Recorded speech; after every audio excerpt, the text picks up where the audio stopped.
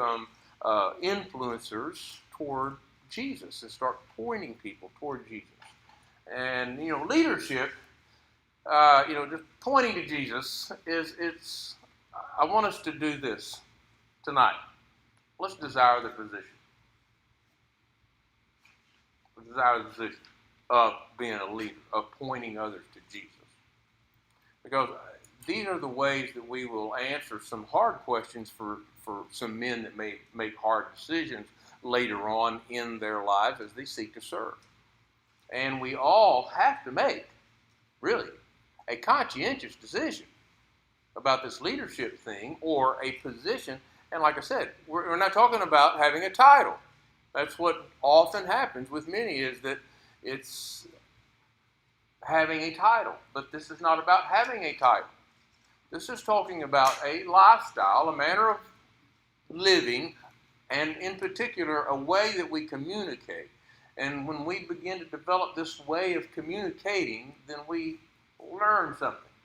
Now, I brought my prop. It's an archaeological dig. It's an antique. It was written by my mother when I was 18 years old. And I want to tell you something about consistency and leadership and how it comes in the forms that it comes in. Because that was just a letter laying on my bed when I was a young man. And it began with, I want to talk, but maybe I better write because that's the way I can communicate better. And got it said. Had the things said that need to be said to this young man right here. And the other thing about the consistency in her communication that day, I'm a grown kid now. It's time. And that is, I knew beforehand, and I knew when I lifted that letter, her expectations. And so in leadership, that when we talked about that consistency, I didn't want to gloss over how these things begin to work together. That's why we talk to our young people about being on time and about being there and about being responsible. Just some of the little things that you do consistently. And you think, well, it's no big deal. It's a big deal. It has to do with being a person of integrity. That's just moral principles.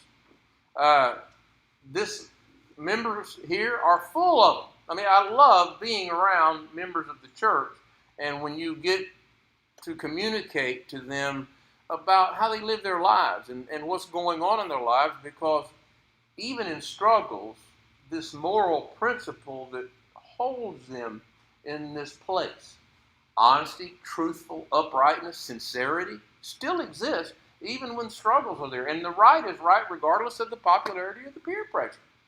That's consistency. Sometimes, it's, the preaching when it's popular, and then sometimes when it's not.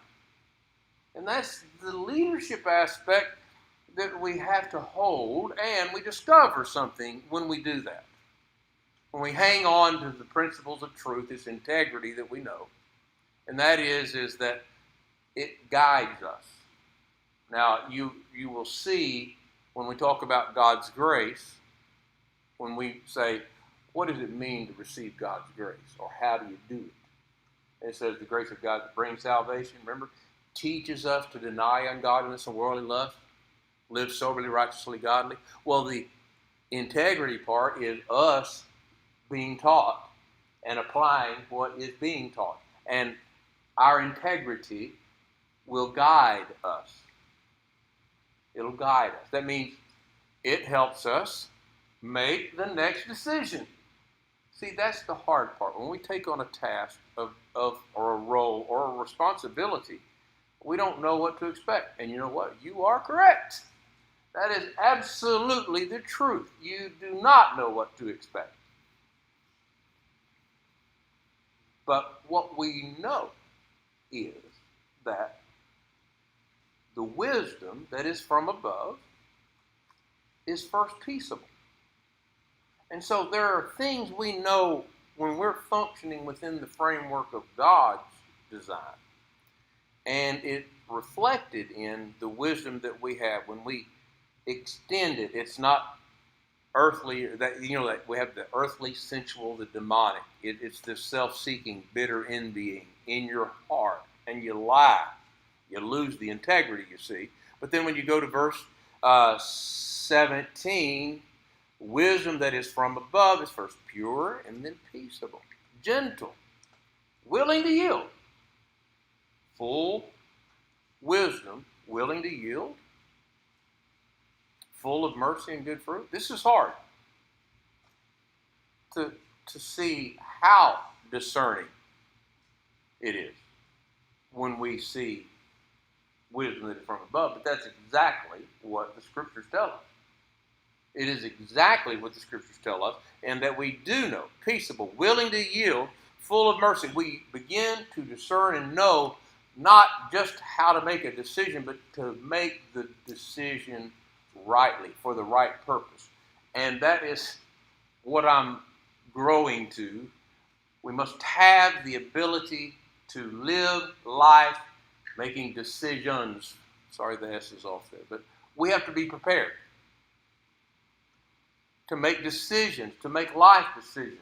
And that's just as we would say in the invitation, as I appeal to you this evening, this very day, to render obedience to the gospel of Jesus Christ. That you have the ability to make a decision. It starts when we choose to render obedience to the gospel. We're being led by the Lord through His Word to the waters of baptism, and we have faith in the working of God. And one of the first things that people tell you when you do that is you are such an encouragement and an example to us. You have just led us to see Christ, God, working in you, and you having faith in the working of God. We begin then, and we see it throughout your life, and that's where we begin to see your skills come to the surface, who you are. We asked these questions last time. How do you establish a pattern of good words? 1 Timothy 1:13. How does doctrinal integrity relate to leadership? Ask the Pharisees, beginning in about verse 3, when Jesus addresses them. You can say it right, but you got it all wrong. And what they were for, it was for show and control and leadership, and what Jesus brings. And I'm not going to have time tonight. We're going to get to a couple of these, but we won't have time to get this open. But Ephesians 4, you want to note, maybe even read Ephesians 4:14 through the end of the chapter about this. But this communication, as we begin to grow, it's not for show, it's not for control, it's for the saving of a soul. That, if it is any other movement, if it's any other processing that goes, if it's in this vein, and I mean vein literally, if it's in this vein, then it will fail. It will fail. And sadly, the foundation upon which many are building the structure is make sure it shows well. It's not for show. It's for the saving of the soul. And the things that we do in address the communication skills developing and the addressing of the opposition, these things become natural. I want to try to move quickly through tonight's lesson because I've got two main points that I want to get through, and we got 20 minutes or so to get it done. This integrity, consistency part is keeping your word even when it seems insignificant. It was something that my father taught me, and I think that that's where the business ethic, the work ethic is found. That is where an individual finds all of these little qualities that people in the world look for in an individual that can help them. You become a leader, and you become a leader at an entry-level position in work by those things, those insignificant things. And you keep your word even when the only one who knows it is you.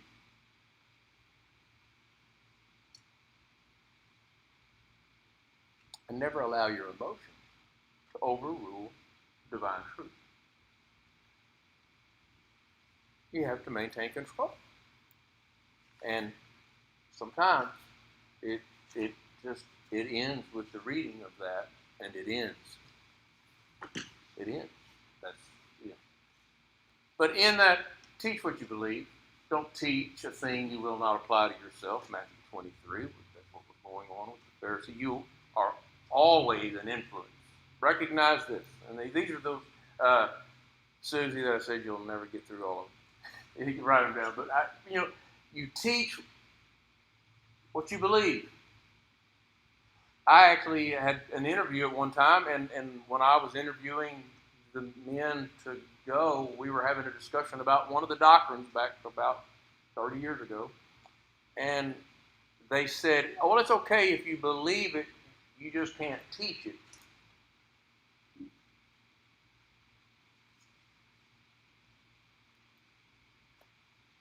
Salvific doctrine.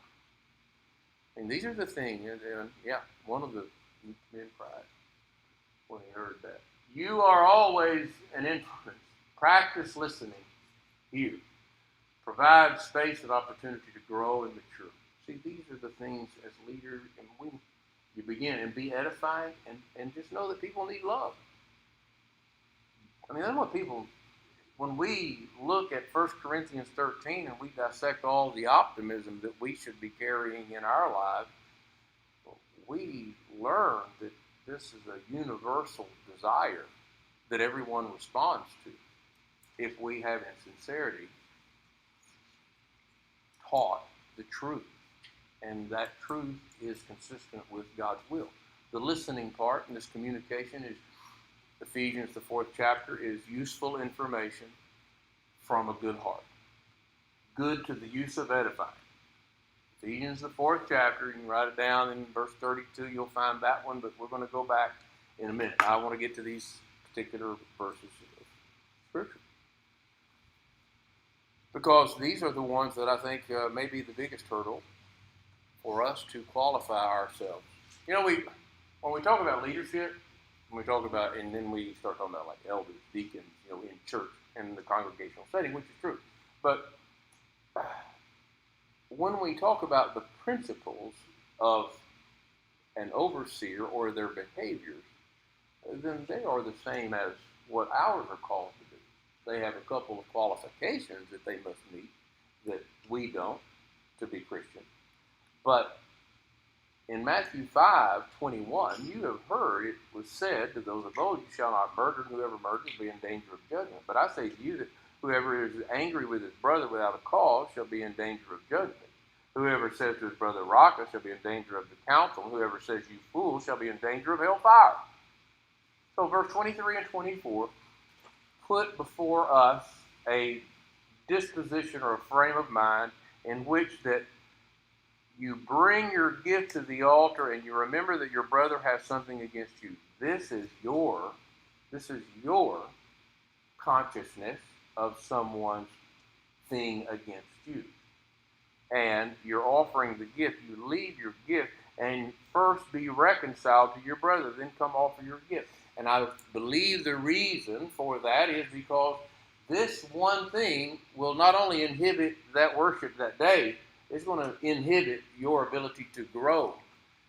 Because we're talking about not of what could be, but what should be.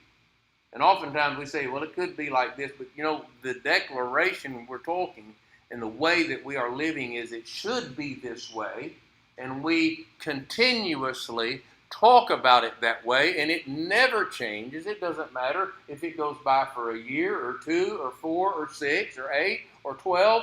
And you know what? Everybody wants things just to die off, right? It doesn't happen that way.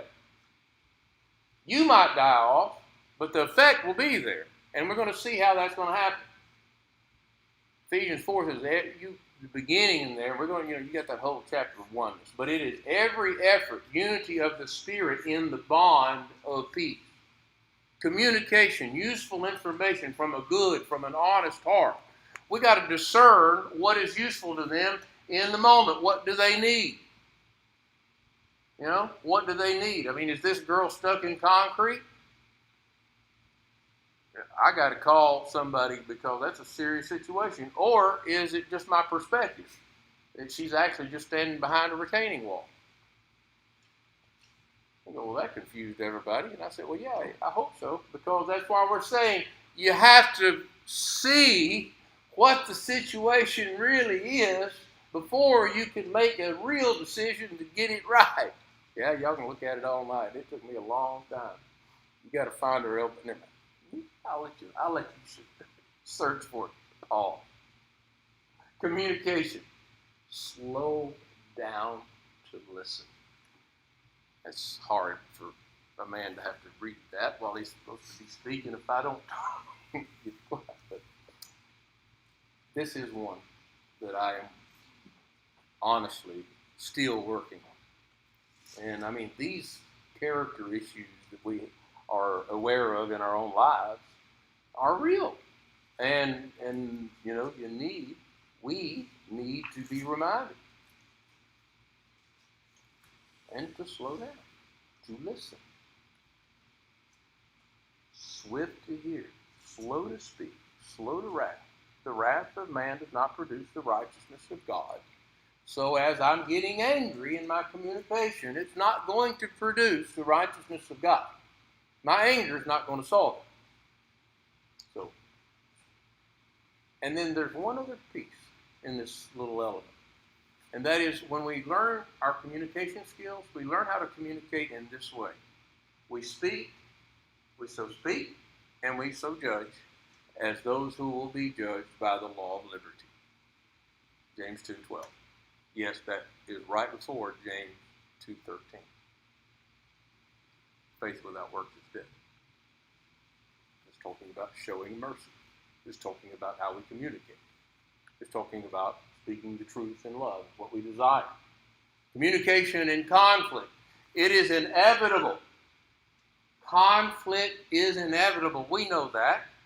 We can gather a handful of us together, go into a room and start a topic of discussion or even a project or whatever, and there is going to be a conflict or disagreement or a conversation that's, you know, one of those you got to push through.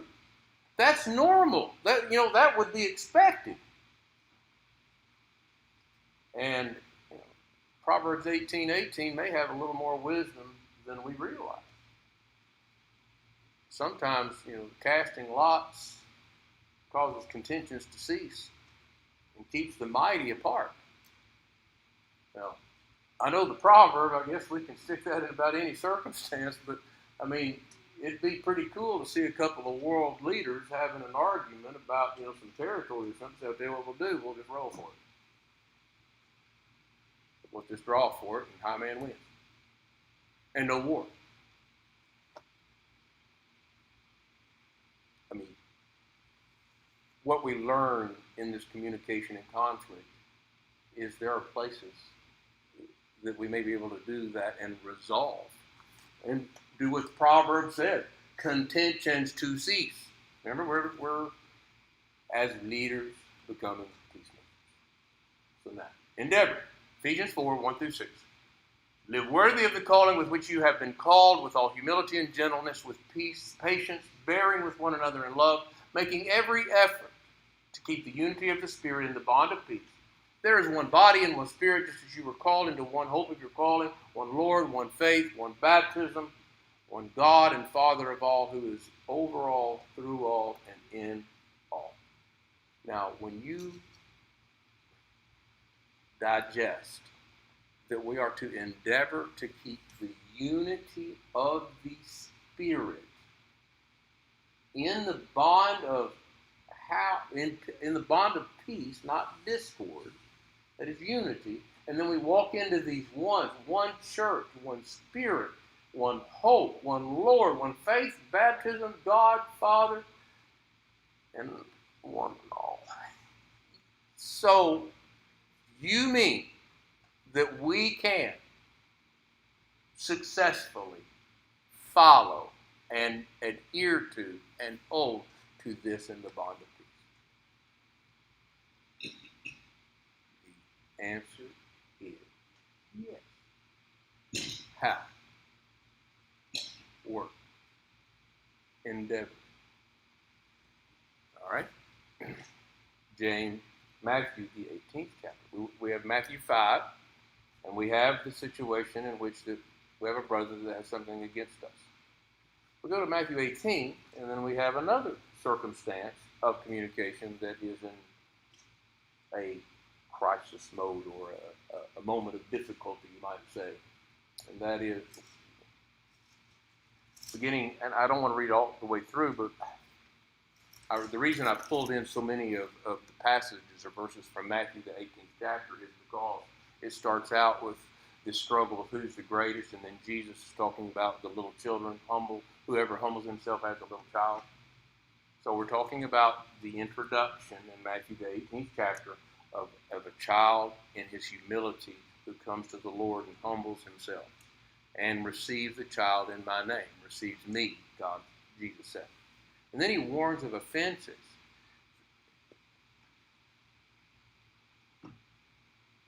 That is when those who would be of influence bring offenses and cause one of these little ones to stumble.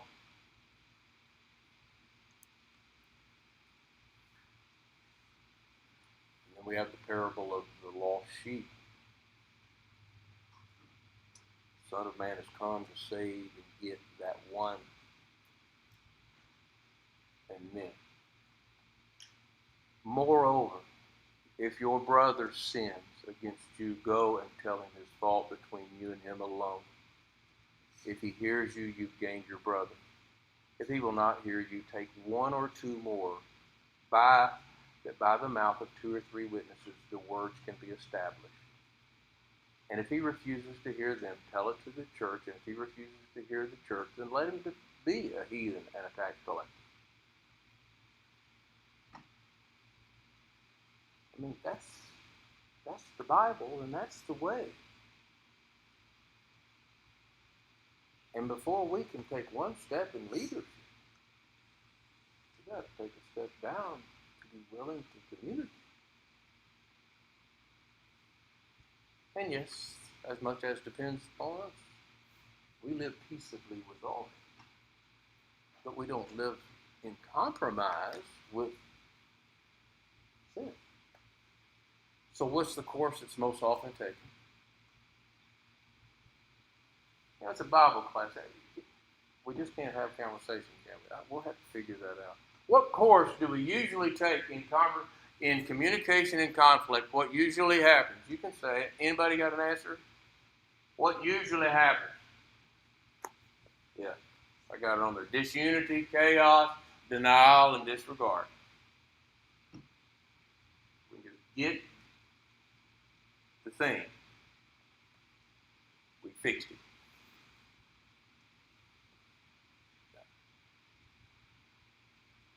The course most often traveled is the one that we all are familiar with.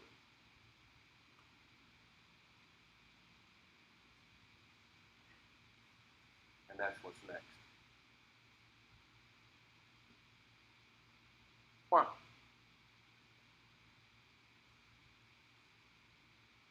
So, what do you think? What do you think? What do you think?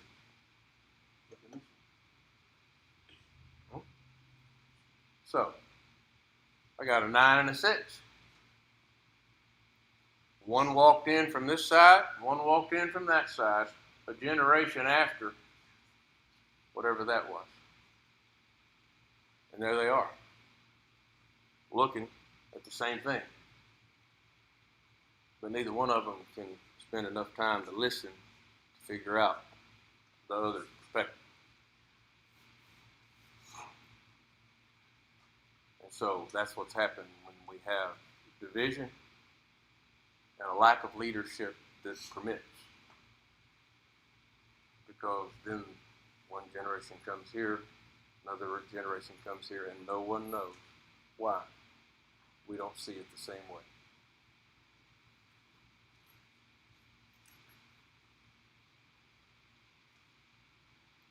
And that's why we can't have conversations with a generation about something that you talked about when maybe you was a kid. It's because of the course. It's condemned. Now I study the book of Revelation, and I learn something new every time. I got a new way to look at it.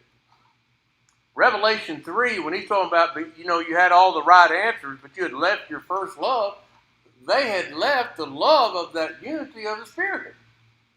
That obeying from the heart, that form of doctrine to which you were delivered, includes, 1 Peter tells us, sincere faith of love of the brethren from a sincere heart. That's what brought it in. And now you got all the right answers. It's a 6 and a 9, and if you see it as a 9, you're out because you ain't never coming together.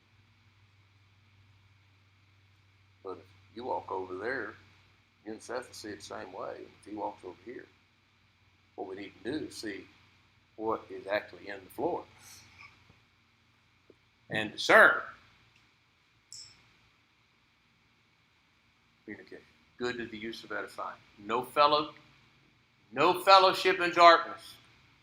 Have no fellowship with the unfruitful works of darkness, but rather expose them. This is leadership, and this leaders are peacemakers. Is not a leader, is a pacifist and compromises the truth. Obviously, we know that. Leadership is exhibited in conflict in this way. And then, now, there's 3 points to write it down. These will be easy. Relationships are made stronger. Marriages know about that. Marriage, you have the conversation. When you have that moment of conflict in a marriage, and making up. I think I can remember that far back. Relationships are made stronger when conflicts begin to have tensions produced. In other words, we're in the moment of conflict, but we're looking for possible resolution. And that number 3 is the finale on the communication. And that's the hard one. That's the one that has to be discerned. That's the one you can't answer too early in this topic. See it as one thing. Remember, I asked you at the very beginning that we would all just see leadership and desire the position. I asked you to do this. Desire the opportunity.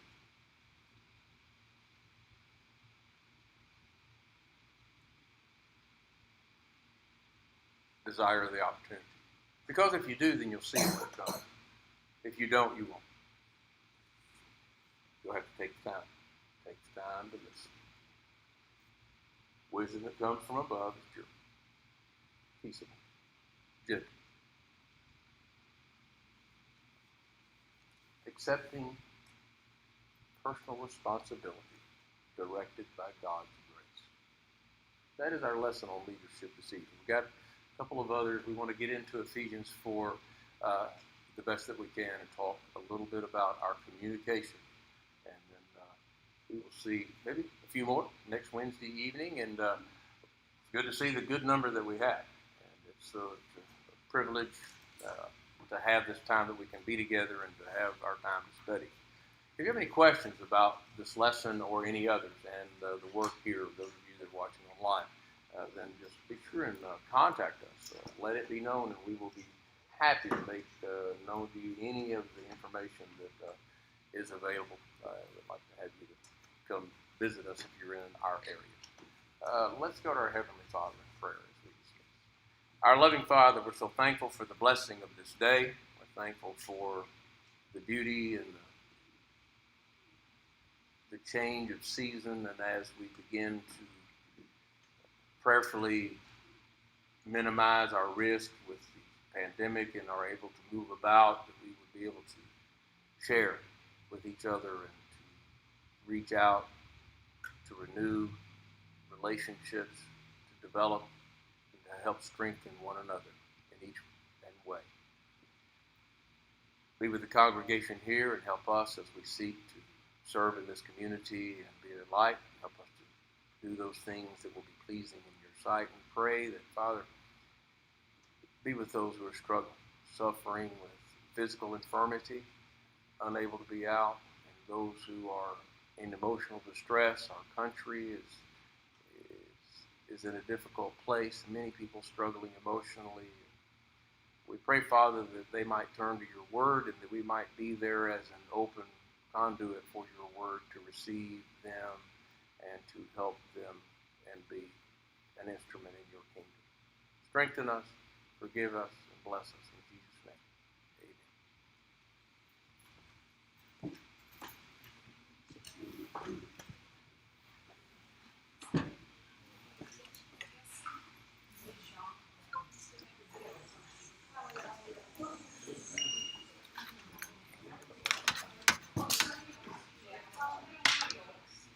Amen. I get a copy of one of the books, Dennis. Oh, yeah, that'd be great.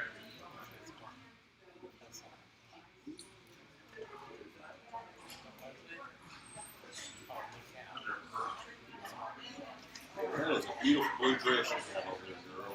She had a bad thing happen. I'm sorry. Having a good night. I'm sorry. That blue dress and the blonde hair on it, I guess, it's just beautiful.